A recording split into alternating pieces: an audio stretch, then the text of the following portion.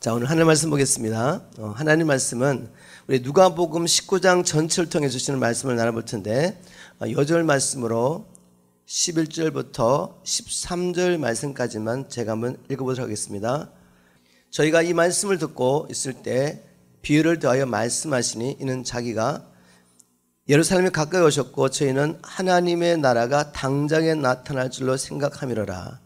가라사대 어떤 귀인이 왕인을 받아 가지고 오려고 먼 나라로 갈 때에 그 종 열을 불러 은 10문화를 주며 이르되 내가 더러기까지 장사를 하니라. 아멘. 오늘 누가복음 19장 말씀을 통해서 하나님의 시계가 멈출 때가 가까웠습니다 라는 제목으로 하나님의 말씀을 나눠보도록 하겠습니다. 하나님은 알파가 되시며 또한 오메가가 되십니다. 즉 하나님은 일을 시작하신 분이시요 또 마침이 되실 것입니다. 다시 말해서 하나님께서는 창세전에 어떠한 계획을 가지시고 하나님의 일을 시작하시다가 이제 그 끝을 향해 달려가시며 끝이 가까웠다는 말씀입니다. 하나님은 전능하시고 전지하시고 신실하시기 때문에 그분이 시작하신 일을 반드시 마칠 것입니다. 그분이 전능하시고 전지하시지만 신실하지 않다면 하시던 일을 또 바꾸고 변개할 수가 있겠죠. 그리고 또 그분이 신실하다 하시지만 전능하시고 전지하신 능력이 없다면 또 계획하신 일을 온전히 이루지 못할 것입니다.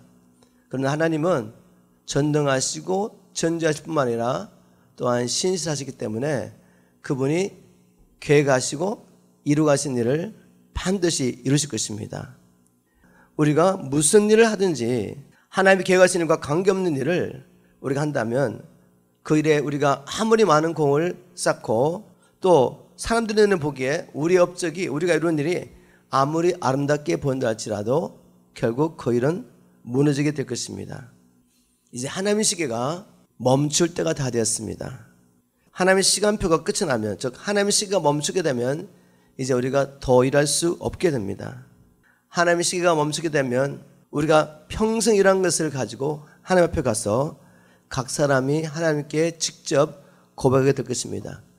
그날에 우리는 우리가 진정 평생 누구를 위해서 살았는지 밝히 드러나게 될 것입니다. 주님을 위하여 충성된 종으로서 신실하게 주님을 섬겼다면 영생과 함께 하나님 나라를 유업을 받게 될 것이지만 주님을 섬긴다고 말로는 하였지만 그러나 평생 나를 위해 살았다면 그날에 우리가 하나님 나라에서 쫓겨나게 될 것입니다. 오늘 말씀을 통해서 하나님의 일이 이렇게 진행될 텐데 남은 생 우리가 무엇을 하며 살아야 할지 또 하나님의 시간표 가운데 지금 우리는 어떤 시간에 살고 있는지 그리고 우리가 주님의 종으로서 힘써 주님 일을 하다가 주님 앞에 서기 위해서 효과적 일을 마치기 위해서 우리가 무엇을 해야 되는지 오늘 말씀을 통해 찾아보도록 하겠습니다.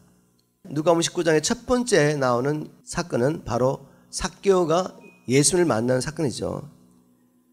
하나님께서 누가를 통해 삭개오가 회심하는 사건을 기록하셨는데 하나님 이 사건을 통해 우리에게 무엇을 말씀하기 원하시는지 한번 말씀을 통해 찾아보겠습니다. 먼저 제가 이 삭개오 이야기를 간추려 보겠습니다. 예수님께서는 지금 마음을 정하시고 예루살렘 향하여 가시면서 여러 마을을 지나가셨습니다. 그리고 오늘 본문에 바로 여리고를 지나게 됐습니다. 주님께서 어디를 가든지 많은 사람들이 주님을 따랐습니다. 여리고에 이르렀을 때도 많은 사람들이 예수님을 따르면서 예수님의 죄를 애워싸고 있었습니다. 그런데 그 동네에 누가 있었습니까? 바로 삭개오라는 사람이 있었습니다. 삭개오. 이 삭개오는 주님을 보고 싶어서 밖으로 나갔지만 수많은 사람들이 주님을 따르며 애워싸 있었기 때문에 주님의 얼굴을 볼 수가 없었습니다. 그럼에도 불구하고 이 삭개오는 포기하지 않고 주님이 가신 길을 보면서 주님을 따르는 일행들 앞서서 가서 그 앞에 뽕나무에 올라가서 주님이 지나가기를 기다리고 있었습니다. 주님께서 바로 삭개오가 올라가는 그 뽕나무에 이르렀을 때 위를 바라보시면서 놀랍게도 삭개오 이름을 부릅니다. 삭개오야 내려오너라. 오늘 내가 너희 집에 머물러야 되겠다. 삭개오가 주님의 음성을 들었을 때 얼마나 놀랐겠습니까? 아니, 주님이 어떻게 죄인인 나의 이름을 알고 계시지? 그리고 무엇보다도 주님께서 죄인인 나의 집에 머무르시겠다고 너무 기뻐하며 삭개오는 뽕나무에서 내려왔습니다. 그런데 반면에 예수님을 따르던 이 일행들이 뭐라고 말했습니까? 본문을 보니까 아니, 주님께서 죄인의 집에 들어가신다고? 라고 자기들끼리 수군거렸습니다. 우리 예수님께서 삭개오의 집에 가서 어떤 메시지를 전했는지는 알지 못하지만 주님과의 개인적인 교제를 통해 삭개오는 예수님이 하나님의 아들이며 그리스도인 것을 믿었던 것을 우리가 알 수 있습니다. 삭개오가 어떻게 예수님께 말씀한 내용을 보면 알 수가 있죠. 삭개오가 주님을 만나고 난 다음에 뭐라고 고백했습니까? 주님, 제 재산의 절반을 가난한 자에게 나눠주겠습니다. 그리고 혹시 제가 누구의 것을 불의하게 취한 것이 있다면 3배를 갚겠습니다. 이 말씀을 듣고 주님께서 너무 기뻐하시면서 이렇게 말씀하셨죠. 오늘 이 집에 구원이 찾아왔다. 이 사람도 아브라함의 자손이기 때문이다 라고 말씀하셨습니다. 이 삭개오의 얘기를 통해서 주님께서 오늘 우리에게 주시는 메시지가 무엇입니까? 먼저 삭개오가 어떤 삶이었던지 말씀을 통해 보겠습니다. 삭개오는 물론 유대인이죠. 삭개오는 유대인인데 세리장이었습니다. 그 당시에 세금을 거둬들이는 일, 로마 제국에서 유대인으로서 유대인 동족들에게 세금을 거둬들이는 일을 하고 있습니다. 이 세리 중에서도 세리장이었습니다. 그 당시 유대 사회에서 이 세리는 죄인으로 손가락질을 받았죠. 왜냐하면 자기들의 원수인 로마 제국에서 일하면서 세금을 거둬들이는데 로마 제국이 요구하는 것 이상으로 거둬들여서 착복했던 사람들이기 때문에 유대 사회에서는 손가락질을 받던 죄인이었습니다. 이것은 삭개오를 겉으로 봤을 때 바로 삭개오의 모습이죠. 그러나 삭개오의 영적인 상태는 어땠습니까? 삭개오는 영적으로 갈급해 있었습니다. 그래서 주님을 만나고 싶었던 바로 준비된 영혼이었죠. 하나님이 찾고 계시는 잃어버린 영혼이었습니다. 이 삭개오가 주님을 만나었을 때 장애물이 있습니다. 그 장애물은 무엇입니까? 주님을 만나려고 나갔는데 주님을 열성적으로 따르고 있는 사람들이 예수님 주에 에워싸고 있었기 때문에 예수님의 얼굴조차 볼 수 없었습니다. 삭개오는 또 키가 작아서 예수님을 볼 수가 없었어요. 가장 큰 장애물은 키가 작다는 것보다는 예수님을 열정적으로 따르는 사람들이 예수님을 에워싸고 있었기 때문에 예수님을 볼 수 없었다는 것입니다. 저는 개인적으로 누가복음 19장 말씀을 묵상할 때마다 무엇을 묵상했냐면 잃어버린 영혼을 찾으시는 예수님을 많이 묵상했습니다. 그리고 잃어버린 영혼, 이 삭개오에 대한 말씀을 많이 나눴죠. 그런데 이번에는 이 말씀 묵상하면서 이제까지 부각되지 않았던 사람들이 보였습니다. 그 사람들은 바로 누구보다도 열성적으로 주님을 따르던 사람들이었죠. 저는 이런 질문을 해봤습니다. 아니, 도대체 이 사람들이 왜 이렇게 주님을 열성적으로 따르고 있을까? 그들은 무엇을 위해서 주님을 따라갔나? 문맥을 보면 이 사람들은 하나님의 일, 즉 잃어버린 영혼을 찾아 예루살렘을 향하여 가고 계시는 그 주님의 마음에 대해서는 전혀 몰랐던 것을 알 수가 있습니다. 그럼 이 사람들은 왜 열성적으로 주님을 따랐습니까? 이기적인 목적이죠. 주님께서 행하시는 기적과 표적을 보기를 원했고 또 자신들이 주님 행하시는 기적과 표적의 주인공이 되기를 원했습니다. 또 예수님의 측근인 제자들은 예루살렘에 올라가면 예수님께서 하나님 나라를 회복할 것을 기대하면서 메시아 왕국 하나님 나라가 이루어졌을 때 예수님과 함께 영광과 권세를 누리고 싶었습니다. 즉 이들이 예수님을 열정적으로 따랐는데 그 목적이 하나님 마음을 알고 따라간 것이 아니라 예수님이 가신 그 길을 알고 그 길을 따라간 것이 아니라 이기적인 목적으로 따라갔다는 것이죠. 저는 이 말씀 묵상하면서 바로 내가 이런 팔로우가 아닌가, 열심히 주님을 쫓아가지만 이런 잘못된 목적으로 주님을 따르고 있지는 않는지 제 자신을 점검해 왔습니다. 우리는 겉으로 보기에 누구보다도 열정적으로 주님을 따르는 것처럼 보일 수 있습니다. 그런데 우리 안에 잃어버린 영을 향하신 주님의 마음이 없다면, 그리고 이 잃어버린 영혼에게 복음을 증거하기 위해서 주님처럼 기꺼이 자기를 부인하고 십자가를 지고 주님을 쫓고 있지 않다면, 지금 누가복음 19장에 나오는 삭개오가 주님을 만나려고 하는데 오히려 방해거리가 됐던 그 무리들과 우리가 무엇이 다르겠습니까? 우리는 열정적으로 자신의 주님을 따른다고 생각하면서 우리를 어렵게 여기며, 그렇게 하지 못한 사람을 바라보며 저 사람은 정교진 사람이야, 저 사람은 교회를 다닌다고 그러면서 굉장히 세상적인 사람이야, 이렇게 판단하지 않습니까? 그리고 이런 위선적인 우리의 모습 때문에 삭개오 같은 영혼들이 주님을 만나고 싶은데 오히려 우리 때문에 걸림돌이 되어서 주님께 나아가는 길을 우리가 막고 있지는 않습니까? 오늘 주님께서 우리의 눈을 열어주셔서 혹시 우리가 삭개오처럼 주님을 만나려고 하는데 방해거리가 되는 그런 파울로는 아닌지 한번 우리 자신을 점검했으면 좋겠습니다. 그리고 우리에게 그런 모습이 있다면 이 시간에 회개하고, 주님, 내가 잃어버린 영을 찾아 주님께 인도하는 그런 주님의 종이 되기 원합니다. 내 열심만 가지고 주님을 쫓아가는 그런 자가 되지 않기를 원합니다. 남은 생에 힘써서 자신을 부인하고 십자가를 지고 잃어버린 영을 찾는 참된 주의 종이 되기 원합니다. 이렇게 고백하는 시간이 됐으면 좋겠습니다. 누가복음 19장에 나오는 두 번째 이야기를 나눠보도록 하겠습니다. 누가복음 19장 11절부터 27절 말씀에 왕위를 얻기 위해서 먼 나라로 가는 귀족에 대한 비유를 주님이 말씀하셨죠. 이 비유를 통해 주님께서 주시기 원하셨던 메시지는 간단합니다. 하나님의 계획표를 알려주시고, 그리고 종인 우리가 주님이 다시 오실 때까지 어떻게 살아야 되는지 주님께서 분명하게 제자들에게 보여주셨다고 저는 믿습니다. 먼저 본문 말씀을 한번 요약하면서 주시는 말씀을 나눠보도록 하겠습니다.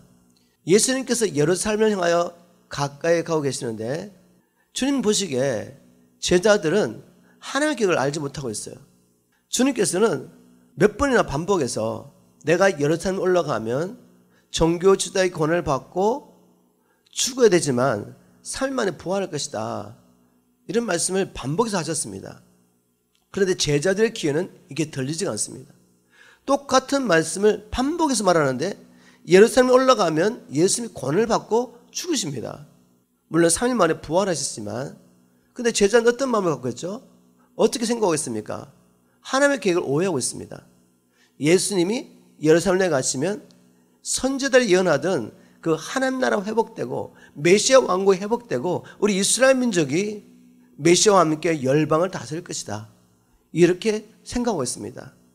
물론 장래에 하나님의 백성들이 그리스도와 함께 열방을 통치하는 때가 옵니다.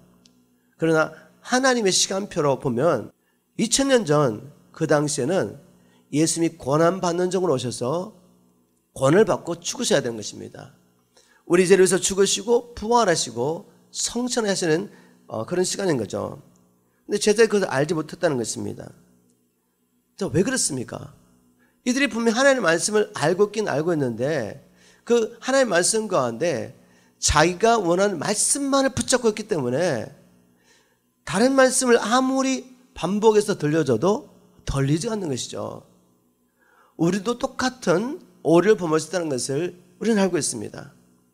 성경 말씀을 부전히 읽고 연구하면서도 그 말씀 가운데서 우리 마음에 맞는 것, 내 생각에 맞는 것만을 취하여서 내가 원하는 말씀만을 취한다면 이스라엘 백성들처럼 하나님께서 성경을 통해 거듭거듭 뭔가를 말씀하시는데 내게는 들리지 않는 것입니다. 그것 중에 가장 중요한 것이 무엇이겠습니까? 바로 우리 구원과 관련된 말씀이죠.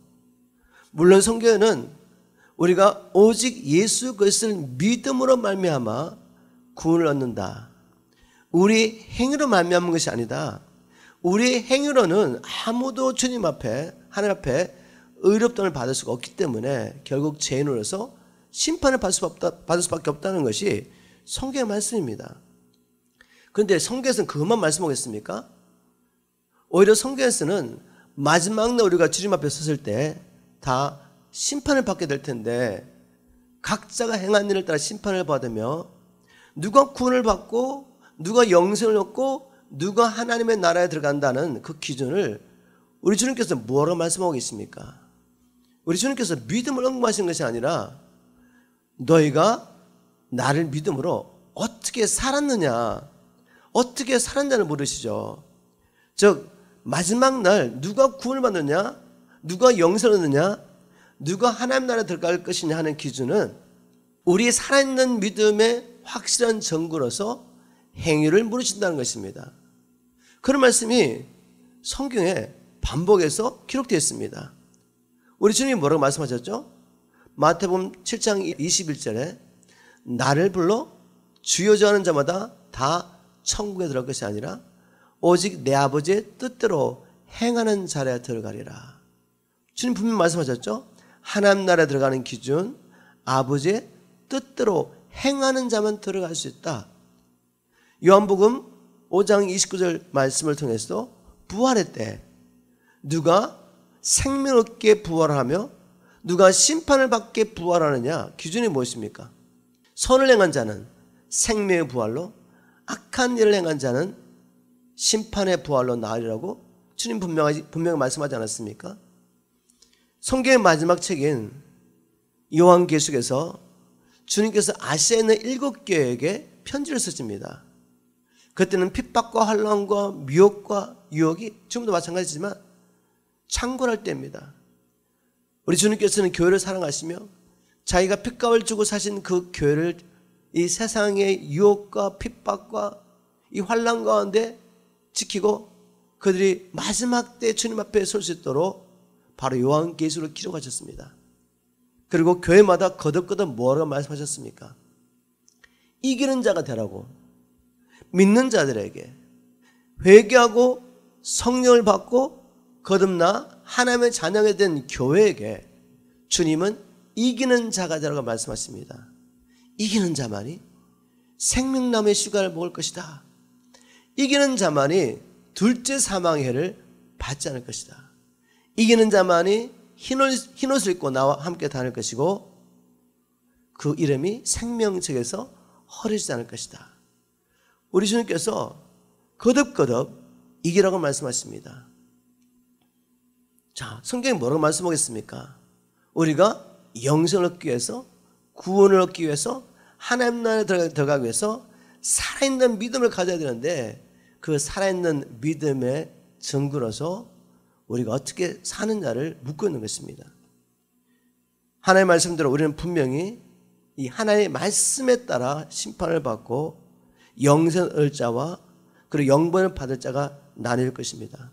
하나님 나라에 들어갈 자와 그리고 심판을 받고 불못에 던져질 자가 구별될 것입니다. 이 두 번째 이야기, 먼저 이 비유에 나오는 등장인물이 누군지 한번 생각해 보겠습니다. 이 비유에는 중요한 등장인물이 귀족이 나오고 10명의 종들과 백성들이 나옵니다. 바로 이 비유를 통해서 제자들의 잘못된 생각을 바꿔주면서 이것이 하나님의 타임라인이야, 오해하지 마 라고 말씀하시면서 너희들이 지금 힘쓸 것은 내가 오기 전에 맡겨진 사명을 감당해야 돼, 이걸 말씀하기 원하셨습니다. 한 귀족이 왕위를 바뀌어서 먼 나라로 갔습니다. 그런데 가기 전에 자기의 종 10을 불러가지고 한 문화씩 나눠주며 내가 돌아올 때까지 이 돈으로 장사를 하라고 말씀하시죠. 한 문화는 100드라크마입니다. 한 드라크마는 그 당시에 노동자가 받을 수 있는 하루 품삯이었죠. 하루 일당이었습니다. 그렇다면 한 문화는 노동자가 100일 일하면 받을 수 있는 일당을 각 종에게 한 사람 한 사람에게 나눠줬습니다. 그리고 이 종들에게 사명을 주시죠. 어떤 사명이죠? 가서 장사해라. 장사라는 사명을 10명의 종들에게 주시고 이제 주님은 가십니다. 근데 그 다음에 나오는 이야기가 뭐죠? 이 귀족이 왕이 되는 걸 원치 않던 이 백성들이 귀족이 간 그 나라에 사절단을 보내가지고 우리는 이 사람이 왕이 되는 것을 원치 않습니다 라고 이야기합니다. 그럼에도 불구하고 이 귀족은 왕위를 받아가지고 돌아오죠. 돌아와서 첫 번째로 한 일이 무엇입니까? 자기의 종들을 모읍니다. 그리고 한 사람 한 사람 그들이 했던 일에 대해서 보고하게 하죠. 첫 번째 종이 와서 이렇게 말했습니다. 주인님, 저는 한 문화로 10문화를 남겼습니다. 그때 주인이 이렇게 말합니다. 잘하였다 착한 종아, 내가 아주 작은 일에 충성하였으니 내게 10도시를 다스릴 권한을 주겠다라고 말씀하십니다. 두 번째 종이 와서 이렇게 말했습니다. 주인님, 저는 한 문화로 5문화를 벌었습니다. 그때 주인이 이렇게 말합니다. 내게 5도시를 다스릴 권한을 주겠다. 이제 세 번째 종이 찾아와서 이렇게 말합니다. 앞에 두 종과는 좀 다르게 제가 누가복음 19장 20절부터 27절까지 한번 쭉 읽으면서 말씀을 나누겠습니다. 그 세 번째 종이 와서 하는 말이 주인님, 주인님의 한 문화가 여기 있습니다. 내가 이것을 수건에 싸서 잘 간수하였습니다. 주인님은 지독한 분이시기 때문에 내가 주인님을 두려워하여 그렇게 했습니다. 주인님은 남의 것을 뺏어가고 심지도 않은 것을 거둬들이십니다. 주인이 이 말을 듣고 뭐라고 답변했습니까? 이 악한 종아, 내가 내 말로 너를 판단한다. 네가 한 말로 내가 너를 판단한다. 너는 내가 남의 것을 빼앗고 심지도 않은 것을 거둬들이는 지독한 사람인 줄 알았느냐? 그렇다면 왜 내 돈을 은행에 맡기지 않았느냐? 그랬더라면 내가 돌아올 때 이자와 원금을 함께 받을 수 있지 않겠느냐? 그리고 주인은 곁에 서 있던 종에게 이렇게 말합니다. 그에게서 한 문화를 빼앗아 10문화 가진 사람에게 주어라. 그러자 사람들이 주인님, 그에게는 이미 10문화가 있습니다. 그때 주인이 대답했습니다.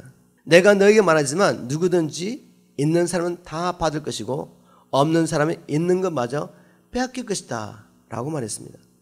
자, 이 비유를 통해 주님께서 우리에게 주신 메시지가 있습니다. 첫 번째는 하나님의 구원 계획과 관련해서 하나님의 시간표를 보여주셨죠. 내가 예루살렘에 올라가면 곧 하나님의 나라가 임할 것이라고 생각하고 있는 그들에게, 아니, 내가 예루살렘에 올라가면 권한을 받을 거야. 그리고 이 기적이 먼 나라로 간다는 것은 바로 예수님께서 권한을 받고 죽으시지만 부활하여 성천할 것을 말씀하신 것이죠. 그리고 주님께서 믿는 종들에게 한 문화씩을 나눠주면서 내가 올 때까지 장사라는 이 말씀은 무슨 말씀인지 아시죠? 즉 예수를 믿고 성령을 받은 자들에게 사명을 주신 것입니다. 우리 모든 믿는 자에게 주님께서 동일하게 주신 게 무엇이겠습니까? 은사와 재능이나 또 어떤 것들은 달리 주셨지만 동일하게 주신 게 있습니다. 회개하고 예수를 그리스도 하나님의 아들을 믿는 우리 모두에게 성령님을 동일하게 주셨죠. 이걸 주시면서 주님께서 우리에게 장사를 하라고 했습니다. 어떤 장사죠? 가서 복음 전하는 것입니다. 가서 모든 족속으로 제자 삼으라는 이 사명을 우리 모두에게 주셨습니다. 지금은 바로 어떤 때죠? 우리가 사명을 받고 우리에게 주신 이 일, 이 사명을 열심히 감당할 때입니다. 일을 위해서 장사할 때입니다. 주인을 위해서 베네핏을 만들어낼 때죠. 이제 어떤 때가 옵니까? 주님이 다시 오실 때가 옵니다. 그런데 오늘 제목에 나눈 말씀처럼 우리 주님께서 오실 때가 가까운 것입니다. 하나님의 시간표가 이제 멈출 때가 너무나도 가까운 것입니다. 우리 주님은 오실 것입니다. 오시면 주님께서 뭘 하신다고요? 세상을 심판하시기 전에, 하나님을 모른다고 하는 자들을 심판하시기 전에 먼저 자기 종들을 불러서 각 사람이 열심히 장사한 것에 대해서 보고하게 할 것입니다. 그때 주님께서 맡겨주신 일에 충성하고 신실했던 종은 칭찬을 받게 되며 그가 수고한 만큼 하나님 나라에서 상을 받게 될 것입니다.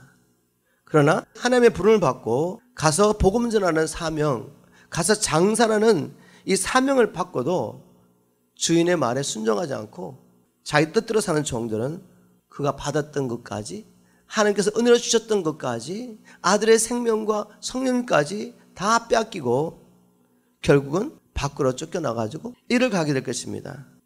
비슷한 비유가 마태복음 25장에도 기록되어 있습니다. 바로 달란트 비유입니다. 이 달란트 비유에서 나오는 등장인물도 다 주의 종이죠. 5달란트 받은 자, 2달란트 받은 자, 그들은 다 칭찬을 받았습니다. 그런데 1달란트 받은 자가 나와서 동일하게 말하죠. 우리 주님에 대해서 오해하면서 결국은 하나님께서 맡겨준 사명을 감당하지 못하게 됩니다. 그때 주님께서 하신 말씀이 뭐죠? 동일하게 이 무익한 정을 결박하여서 바깥 어두운 곳에 쫓아내보내라고, 거기서 슬플며 이를 갈미 있으리라고 주님 말씀하십니다. 성경에는 분명하게 예수를 믿었던 주의 종들, 한때 성령을 체험하고 아들의 생명을 경험했던 사람들조차도 마지막 때 그것을 빼앗기고 하나님 나라에서 쫓겨날 것에 대해서 거듭거듭 말씀하고 있는데, 예수님의 제자들처럼 우리가 원하는 말씀만을 붙잡고 있으면 이런 말씀이 들리지 않습니다. 성경은 반복해서 주의 종들에게 경고하는 메시지가 나오고 있거든요. 우리가 조금 전에 인용했던 바로 계시록에 나오는 교회에 주신 말씀 가운데 믿는 자들 중에서 이름이 허려질 자가 있다는 것을 우리가 살펴봤습니다. 제가 계시록 3장 5절 말씀을 한번 읽어보겠습니다. 이기는 자는 이와 같이 흰옷을 입을 것이요 내가 그 이름을 생명책에서 반드시 흐르지 아니하고 그 이름을 내 아버지 앞과 그 천사들 앞에서 신하리라 라고 기록했습니다. 어떤 사람은 결국 이기지 못했기 때문에 생명책에서 그 이름이 허려질 자가 있다는 것을 암시하고 있죠. 사도 바울조차도 고린도 교회에게 쓴 편지 중에 이렇게 말하고 있습니다. 내가 내 몸을 쳐서 복종시키는 것은 내가 남에게 전도한 후에 오히려 나 자신이 버림을 받을까 두렵다 라고 기록했죠. 그리고 빌립보에 보낸 편지에는 항상 두렵고 떨림으로 너희 군을 이루라 라고 말씀하셨습니다. 자, 이런 모든 말씀들, 이보다 더 많은 말씀도 있지만 이런 말씀들만 보아도 믿는 자들도 주님께서 주신 사명에 불충하고 하나님을 믿는다고 하면서도 여전히 세상 사람들처럼 자기 위해서 살게 된다면 마지막 날 이렇게 받은 것까지도 잃어버리고 쫓겨날 수 있구나, 하나님의 심판을 받을 수 있구나 라는 것을 우리는 성경 말씀을 통해서 알 수가 있습니다. 만약 아직도 여러분들이 예수님의 제자들처럼 성경 말씀 가운데 내가 원하는 말씀을 붙잡고 있으면서 이런 경고의 말씀이 들리지 않는다면 오늘 간절하게 우리에게 말씀하시는 주님의 음성을 듣고 생각을 바꾸시길 주님을 축복합니다. 한번 여러분이 개인적으로 기도하는 그 자리에 나가서 성령께 물어보십시오. 주님, 이제까지 내가 가지고 있던 생각들, 하나님 이런 분이시야, 하나님 이렇게 일하셔, 하나님의 구원은 이렇게 이루어지는 거야 라는 생각 가운데 주님께서 분명히 말씀하시는 것이 있지만 내가 거부하고 받아들이지 않는 것이 있다면 보여주십시오. 여러분, 하나님 나라는 어린아이처럼 하나님 말씀, 하나님 나라를 받아들인 자만이 들어갈 수 있는 것입니다. 우리가 높은 마음을 열어놓고 오늘 본 말씀을 통해 이렇게 간절히 말씀하시는 주님의 음성을 듣고 우리 생각을 바꾸고 주님의 말씀을 받아들이고 순종하기를 주님을 축복합니다. 이 하나님 타임라인 가운데 주님이 오신 먼저 이렇게 주의 종들을 심판하시고 그 다음에 주님이 왕되기를 거부했던 자들을 심판하신 이야기가 나오죠. 누가복음 19장 27절에 그리고 너희는 내가 왕되는 것을 원치 않았던 저 원수를 끌고 와서 내 앞에서 죽이라고 말씀하십니다. 예수님이 왕되심을 우리가 거부한다면 그럼 누가 우리의 왕입니까? 내가 주인된 삶은 영적으로 보면 이 세상 임금 마귀를 왕으로 섬기는 삶입니다. 주님이 왕되심을 거부하고 이 세상 임금을 평생을 섬기며 따라간다면 결국 마귀가 가는 곳에 우리도 갈 수밖에 없는 것이죠. 마귀는 심판을 받고 불못에 던져줄 것입니다. 만일 우리가 예수님을 왕이라고 입으로는 말하지만 왕이신 하나님 일에 아무런 관심이 없고 주님을 열정적으로 쫓아가는 것 같지만 나 이기적인 목적을 위해서 주님을 쫓아가며 여전히 내가 왕된 삶, 내가 주인된 삶을 산다면 성경 말씀을 통해 주님께서 반복해서 말씀하셨던 그 무익한 종처럼 불충한 종처럼 마지막 때에 심판을 받고 쫓겨나지 않겠습니까? 이 두 번째 이야기 가운데 꼭 한 가지 짚고 넘어갈 것이 있습니다. 그것은 뭔가 하면 이 귀족의 비유에 나오는 결국 주인에게 받은 것까지 뺏긴 사람, 이 종이 왜 이런 상황에 떨어지게 됐습니까? 또 우리가 조금 전에 나눠봤던 마태복음 25장에 나오는 어떤 한 달란트 받았던 종이 주인이 맡겨준 일을 충성스럽게 감당하지 못해가지고 바깥 어둠에 쫓겨난 그 종이 왜 그렇게 됐습니까? 이유가 있을 거 아니겠습니까? 성경 말씀을 살펴보면 한 달란트 받고 주인에게 불충하여 쫓겨난 자나 한 문화를 받고 주인에게 불충하여서 받은까지 빼앗긴 종이나 똑같은 문제가 있습니다. 그 문제는 무엇입니까? 자기 주인에 대해서 오해하고 있다는 것입니다. 자기 주인에 대해서 아주 부정적인 생각을 가지고 있습니다. 제가 한번 누가복음 19장 20절 읽어보겠습니다. 한 문화를 받았다가 빼앗긴 이 종이 이렇게 말합니다. 주인님은 지독한 분이시기 때문에 내가 주인님을 두려워하여 그렇게 했습니다. 주인님은 남의 것을 뺏어가고 심지도 않은 것을 거둬들이십니다. 또 마태복음 25장에 나오는 이 무익한 종도 이렇게 고백했죠. 주인에 대해서.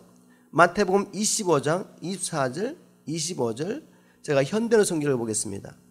그런데 한 달란트 받은 사람은 와서 주인님, 나는 주인님이 아무 수고도 하지 않고 남이 심고 뿌려놓은 것을 거둬들이는 지독한 분으로 알았습니다. 그래서 나는 두려워서 주인님의 돈을 땅속에 묻어뒀다가 가져왔습니다. 보십시오. 주인님의 돈이 여기 있습니다 하였습니다. 여러분, 사명을 감당하지 못한 종들의 특징이 보이십니까?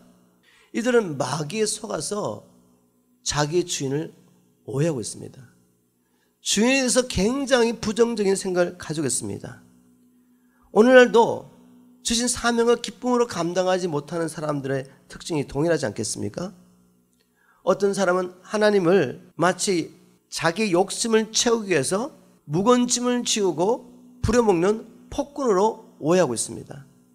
어떤 사람은 하나님이 신실하지 못하다고 오해하고 있습니다. 많은 사람들이 하나님은 독선적이며 권위적인 사람으로 오해하고 있습니다. 일방적으로 지시만 하고 순종하지 않으면 벌을 내리는 그런 두려운 하나님으로 오해하고 있는 것이죠. 또 어떤 사람은 하나님은 나의 일에 아무 관심이 없어. 그분은 무관심한 분이야. 이렇게 저렇게 하나님에 대한 오해가 있다 보니까 하나님을 기쁨으로 섬길 수가 없습니다. 하나님을 섬긴다고 하면서도 실패하고 넘어질 때마다 하나님을 또 오해하고 또 하나님이 나를 징계하지 않으실까? 나를 또 지옥에 던지지 않으실까? 하나님에 대한 오해가 너무 많이 있습니다. 하나님 어떤 하나님이십니까? 하나님은 한 가지 사건을 통해서 우리를 향하신 주님의 그 완전하신 사랑을 증명하셨죠. 우리가 아직 죄인 됐을 때, 원수가 되었을 때 한 분뿐이신 하늘과 땅을 함께 창조하신, 창조에 함께 참여하신 자기 아들을 육신의 몸을 갖고 이 땅에 보내셔서 우리를 위해서 화목제물이 되게 하신 바로 그런 하나님이십니다. 그분은 영원하신 우리를 사랑하시는 아버지십니다. 우리가 섬기며 따라가는 아버지로 부르시는 하나님이 이런 분인 것을 확신한다면 어떤 상황 가운데서도 마귀가 던져주는 거짓말을 믿지는 않을 것입니다. 결국 말씀을 보지만 성령의 감동을 통해서 하나님을 제대로 알지 못하기 때문에 마귀가 환경 가운데서 이렇게 저렇게 거짓말을 할 때 너무나 쉽게 마귀와 동의하며 마귀를 따르게 되는 것입니다. 그래서 결국은 하나님을 섬기지 못하게 되죠. 오늘 하나님에 대한 모든 오해가 풀어지기를 주님으로 축복합니다. 그 하나님은 우리를 사랑하시는 아버지십니다. 우리 아버지는 우리보다도 우리 형편을 너무나 잘 알고 계십니다. 우리의 머리칼까지 세시며 우리 마음의 생각과 감정과 우리의 그 깊은 아픔을 누구보다 잘 알고 계시고 우리가 아파할 때 우리보다 더 아파하시는 그 하나님이십니다. 우리가 쓰러지고 넘어질 때 우리 가까이 계시며 아들아 딸아 라고 손을 내미시면서 우리를 도와주기 원하시고 우리가 그럴 수 있도록 옆에서 성령을 통해서 우리를 도우시는 하나님이시죠. 이런 하나님을 오해하지 마시고 우리에게 맡기신 일을 감당할 때 기쁨으로 감당할 춤으로 축복합니다. 왜 하나님께서 우리에게 장사로 가셨습니까? 왜 하나님께서 우리에게 가서 천하 만민에게 복음을 전파로 하셨습니까? 왜 하나님께서 우리에게 너 마음과 뜻과 정성을 다하여 나만 사랑해야 돼. 내 말에 순종해야 돼. 너 자신을 부인하고 이제는 나를 사랑할 뿐만 아니라 네 이웃을 내 몸 것을 사랑해야 돼. 아버지께서 왜 이런 말씀 하셨습니까? 그분이 어떻게 우리를 사랑하는 분이라는 것을 아시면 절대로 이기적인 동기에서 말씀하지 않으셨습니다. 무엇보다 나를 힘들게 하려고 그런 말씀한 게 아니죠. 그것이 나의 생명과 평안이 되기 때문에 그렇게 말씀하신 것입니다. 우리가 이 땅에서 하나님이 우리에게 주신 이 생명과 성령의 능력과 예수님의 근세와 하나님의 말씀과 우리에게 주신 재능과 그리고 물질과 육신의 몸을 할 수 있는 이 모든 걸 통해서 하나님의 뜻대로 장사한다면, 즉 아버지 마음을 가지고 잃어버린 영을 찾으며 복음을 증거하며 하나님 나라를 이루간다면 그게 도대체 누구의 것입니까? 그것은 바로 우리에게서 되는 것을 주님이 아십니다. 우리의 것이 될 그 하나님 나라를 위해서 일하러 하신 거죠. 그러나 우리가 이런 하나님의 마음을 알지 못하고 마치 하나님께서 우리가 원하지 않는 것을 억지로 시키고 힘든 일을 시키면서 못하면 심판하실 그런 하나님을 알고 하나님의 일에 힘쓰지 않는다면 결국 우리는 시간을 낭비하게 되죠. 이 살아있는 동안에 하나님이 주신 것을 가지고 하나님을 섬길 수가 있습니다. 그리고 이 모든 것이 영원한 것으로 우리에게 기업으로 주어질 것입니다.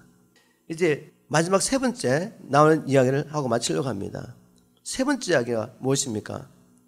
바로 예수님께서 예루살렘에 가셔서 성전을 청결케 하시는 사건입니다. 이 사건을 통해서 우리가 어떻게 주님께서 우리에게 맡겨진 이 사명을 효과적으로 감당할 수 있는지 주님이 주시는 메시지를 오늘 듣게 되기를 주님을 축복합니다. 이 성전을 청결케 하시는 사건을 통해 주님께서 주기 원하시는 메시지는 간단합니다. 무엇이죠? 주님께서 우리에게 맡겨주시는 사명을 잘 감당하고 주님 앞에 마지막 날 서면 기도하는 사람이 되라는 말씀이죠. 여러분 들으셨나요?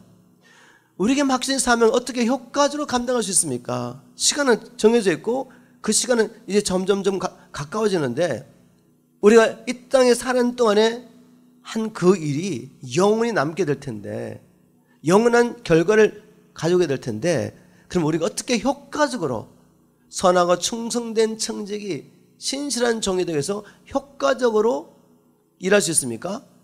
주님 이 성전을 청결케 하시는 사건을 통해 우리에게 분명히 말씀했다고 저는 믿습니다. 기도하는 사람이 되라고 말씀하십니다. 왜냐하면 성령 안에서 기도하는 사람만이 하나님을 알 수가 있습니다. 그리고 그분의 계획을 알 수가 있고 그분께서 우리에게 주신 일을 감당할 능력을 우리가 받게 됩니다. 우리는 기도를 통해서 하나님 나라와 뜻을 구체적으로 이루게 되죠. 그래서 하나님께서는 우리를 기도하는 집으로 디자인하셨습니다. 하나님 성전은 기도하는 집입니다. 기도의 사람이었던 리오나르드 브래번힐이라는 사람이 이런 말을 했습니다. 아무도 자기 기도 생활보다 더 위대해지지 않습니다. 다시 한번 말씀드리겠습니다. 아무도 자기 기도 생활보다 더 위대해지지 않습니다. 성도는 자기의 기도 생활만큼만 위대해지고 쓰임받습니다. 성도는 자기의 기도 생활만큼만 위대해지고 쓰임받습니다. 여러분 동의하시죠? 성경을 받아 그렇고 교회사를 받아 그렇고 주님 앞에 쓰임받았던 사람들 그들의 지위와 성별과 나의 관계없이 그들은 모두 기도에 헌신됐던 사람들입니다. 기도한 일에 자기의 인생을 바쳤던 사람들이죠. 예수님이 그랬고 사도 바울이 그랬습니다. 모든 믿음의 사람들이 하나님 앞에 쓰임받았던 모든 시대의 사람들이 기도의 사람이었다는 것을 우리는 다 알고 있습니다. 그래서 레오나르드 브래번힐이 말한 것처럼 성도는 자기의 기도의 생활만큼만 위대해지고 쓰임받습니다라는 말을 우리는 다 동의합니다. 그래서 이런 도전을 받을 때 기도가 쉽죠. 기도를 하려고 또 몸을 바치죠. 근데 기도가 쉽지가 않아요. 왜 기도가 이렇게 쉽지 않습니까? 기도하는 사람만이 하나님 앞에 쓰임받는데 문제는 무엇입니까? 예수님께서 예루살렘 성전에 올라갔을 때 발견한 문제와 똑같습니다. 성전은 기도하는 집이 되어야 되는데 기도에 다른 것들이 다 들어왔던 거죠. 우리에게 적용한다면 이제 신약시대에 바로 성령을 모시고 있는 우리가 성전이죠. 우리가 기도하는 집이 되려면 우리 안에 무엇이 충만해야 되겠습니까? 성령님이 충만해야죠. 근데 성령님이 충만이 될 자리에 세상의 끈이 다 들어가 자리 잡고 있는 것입니다. 나의 고집, 나의 이기심, 나의 욕심, 나의 음란, 세상을 사랑하고 쾌락을 사랑하고 용서하지 못하는 것과 시기하고 질투하고 분쟁하고 사람들이 인정받고 싶은 욕심, 이런 것이 가득 차 있어서 성령님을 계속 소멸하는 것입니다. 그래서 기도하는 만큼 쓰임받는 것을 알지만, 그래서 기도하려고 하는데 자꾸 기도가 막히는 거죠. 기도가 어려워집니다. 그럼 어떻게 해야 됩니까? 우리 안을 정결케 해야죠. 예수님이 하셨던 것처럼 성전에 들어와 있으면 안 되는 것들을 다 내보내야 됩니다. 깨끗이 청소해야 됩니다. 우리 안에 들어와 있는 세속적이고 육신에 속한 모든 것을 깨끗이 청소해야 됩니다. 그럼 우리가 구체적으로 어떻게 우리 안에 들어와 있는 이 더러운 것들을, 세상의 것들을 청소하셨습니까? 성경 말씀을 보면 답이 있죠. 우리 예수님께서 최후의 만찬 자리에서 제자들과 나눴던 이야기 가운데 요한복음 15장 2절에 이런 말씀하셨습니다. 너희는 내가 너에게 일러준 말로 이미 깨끗해졌으니. 제자들이 어떻게 깨끗하게 되었다고요? 바로 주님께서 하신 말씀을 믿음으로 받아들일 때 그들이 깨끗해졌습니다. 바울은 그리스도께서 교회를 물로 씻고 말씀으로 깨끗하게 하여 거룩하게 하시고 라고 에베소서 5장 26절에 기록했습니다. 바로 하나님의 말씀이 우리를 정결케 합니다. 하나님의 말씀은 우리를 책망하고 바르게 하고 오히려 교육하기에 합당한 말씀이죠. 우리 하나님의 말씀을 들을 때 이 말씀 가운데 내 입에 맞는, 내가 듣고 싶은 이야기를 찾는 것이 아니라 바로 이 말씀을 통해 책망을 받아야 됩니다. 하나님께서 우리를 말씀으로 책망하시고 거룩하게 하실 때 인정하고 내어드리고 회개해야 됩니다. 그런데 우리가 만일 이 말씀 가운데서 영적인 원리를 찾고 다른 사람의 가르칠 어떤 티칭의 서브젝트만 찾는다면 말씀을 주신 목적을 이룰 수가 없죠. 이런 죄에 제일 많이 빠져든 사람이 바로 저같이 말씀을 늘 나누는 사람입니다. 말씀을 늘 나눠야 되기 때문에 자기도 모르게 말씀을 보면서 어떻게 설교하지? 주일날 무슨 말씀을 나누지? 코로나에서 목회할 때는 매일 설교를 했는데, 거의 매일 설교를 했는데 매일 밤에 기도해야겠어가지고 하나님의 말씀을 보면서 그렇게 하면 안 되는데 자기도 모르게 그렇게 될 수 있다는 거죠. 제가 바로 그런 죄를 제일 많이 지을 수 있는 사람입니다. 여러분도 마찬가지로 이런 죄에 빠질 수 있습니다. 하나님께서 우리에게 말씀을 주신 것은 우리 안에 있어서는 안 될 그 모든 더러운 것들, 세상의 것들을 다 찾아내시고 정결케 하시고 회개케 하시고 오히려 교육하셔서 이제 하나님 일에 합당한 자로, 온전한 자로 우리를 준비시키기 원하시는 것입니다. 이렇게 말씀에 들어가서 우리를 새롭게 하고 세상의 것이 나오고 나면 말씀 충만이 곧 성령의 충만입니다. 성령의 충만 어떻게 됩니까? 이제 하나님 뜻대로 하나님의 마음을 알고 막 기도하기 시작하죠. 할문이 열리죠. 우리 기도가 상달되죠.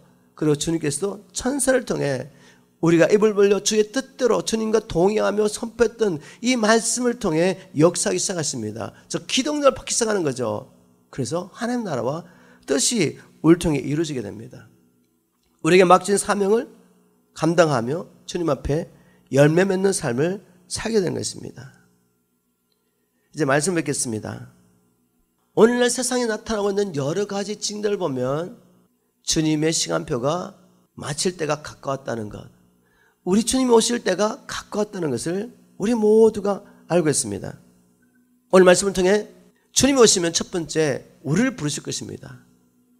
그리고 내가 네게 맡겨진 사명을 어떻게 감당했니? 물으실 것입니다. 그때 우리가 충성되고 착한 종으로서 주님께 칭찬을 받고 우리가 땅에서 이루어갔던 그 하나님 나라를 유업으로 받아야 되지 않겠습니까? 이를 위해서 오늘 주신 말씀을 생각하며 여러분 하나님의 말씀을 붙잡게 되기를 주님을 축복합니다.